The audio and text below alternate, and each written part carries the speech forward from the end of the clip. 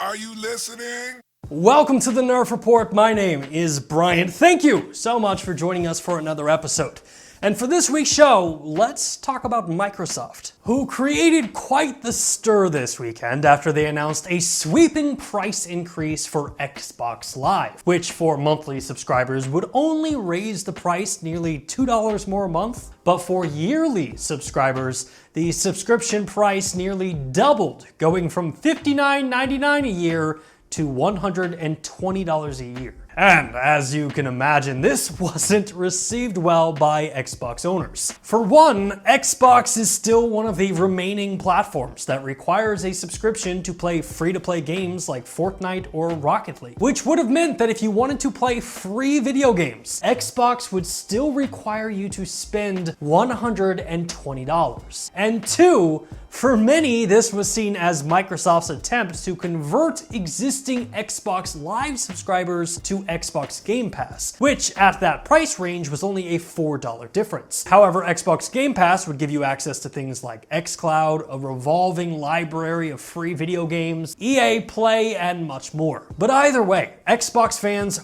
were not having it. In fact, not even 24 hours later, Xbox announced that they were reversing these changes. And on top of not increasing prices, they were going to be removing the live requirements for all free-to-play video games, which is huge. Because let's not forget who we're talking about here. This is Microsoft. Like, I would have killed for a reversal like this when Microsoft introduced Vista.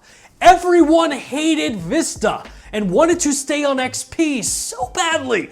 But Microsoft was like, tough luck, man. But at the end of the day, I guess where I fall on this is this reversal does show that Xbox plans on continuing their commitment of listening to their player base. Head of Xbox Phil Spencer tweeted, "Apologies for all the angst and emotion this caused today for our customers. As always, we appreciate the feedback. This is a good learning opportunity for us and we will learn from it." But I've got to level with you. You know, one of the weirdest narratives that I've seen come out of this entire situation is that the price increase was due to Microsoft and Xbox hurting for money. This stems mostly from the poor performing sales of the Xbox Series S and X, along with the recent acquisition of Bethesda for $7.5 billion.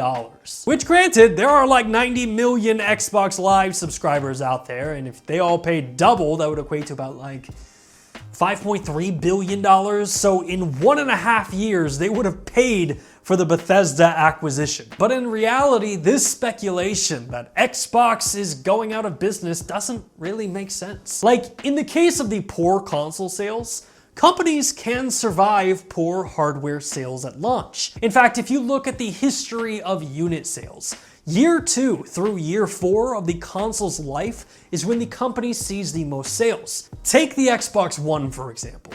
That console sold 1.9 million units in 2013, which was its first year as a console. Then in 2014, the console sold 4.3 million units. 2015, they sold 4.9 million units. And in 2016, the company sold roughly 4.7 million units. And granted, yes, there are a ton of variables today. COVID-19 causing a shortage in the supply chain, massive delays for global freight times, along with a record unemployment number. And all of these things are definitely having an effect, not just on Xbox, but PlayStation sales as well. So the idea that Microsoft was either going out of business or desperately needed money, so they authorized this price increase, is just silly. And you know, I gotta say this, but the other issue that I take with this whole situation is outlets like Windows Central claiming that Xbox Live is now the worst deal in gaming. Because yes, a price increase of $60 a year is a big one. But in 2020, Xbox gave us over 48 games for an overall value of $1,083. In comparison, PlayStation Plus subscribers received 28 games at an overall value of $737, which I don't know about you, but any service that saves me $800 is okay in my book. And I guess where I want to end this is by saying no. Microsoft and Xbox are not hurting for money. That is a publicly traded company with a board of directors who would not have authorized a purchase of $7.5 billion if they were hurting for money. Look, Microsoft made a mistake that they have since owned up to and have committed to resolving. At this point, we have to take Phil Spencer at his word that they are learning from this mistake. But like I said earlier, we should acknowledge the fact that Microsoft has come a very long way.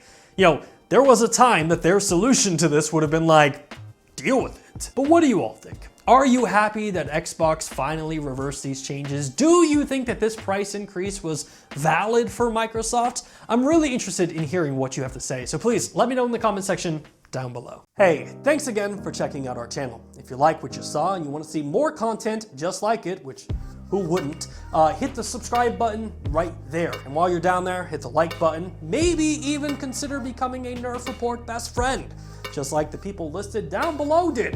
In fact, don't you want to see your name there? I know I do.